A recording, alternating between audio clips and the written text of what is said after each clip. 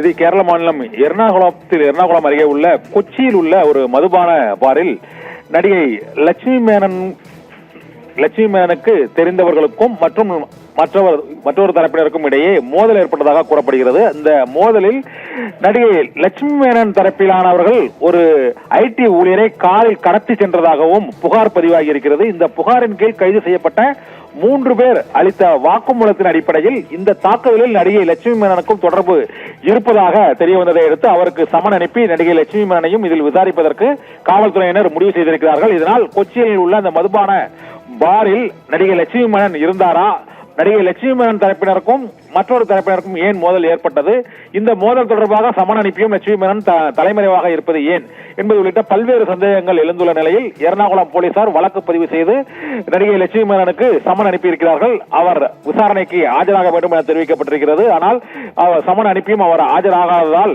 இந்த தாக்குதல் சம்பவத்தில் மோதல் சம்பவத்தில் நடிகை லட்சுமி மேனன் தரப்பிற்கும் லட்சுமி மேனனுக்கும் தொடர்பு இருப்பதாக காவல்துறையினர் சந்தேகிக்கின்றனர். இந்த விவகாரமானது கேரள திரையுலகில் பரபரப்பை ஏற்படுத்தி இருக்கிறது.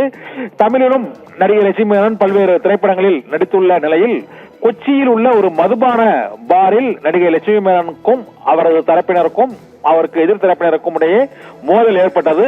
மோதலில் ஐடி ஊழியர் ஏன் கடத்தப்பட்டார், அதில் லட்சுமி மேனன் ஏன் தொடர்பு கொண்டிருக்கிறார் என்பது உள்ளிட்ட பல்வேறு அம்சங்கள் தொடர்பாகவும் அந்த கைது செய்யப்பட்ட 3 பேர் அளித்த வாக்குமூலத்தின் அடிப்படையில் விசாரணை தீவிரமடைந்திருக்கிறது. இதனால் அவர் விரைவில் விசாரணைக்கு ஆஜராக வேண்டும், இல்லைனால் கைது செய்யப்படலாம் என்று எர்ணாகுளம் மாவட்ட காவல்துறை வட்டாரங்கள் தெரிவிக்கின்றன.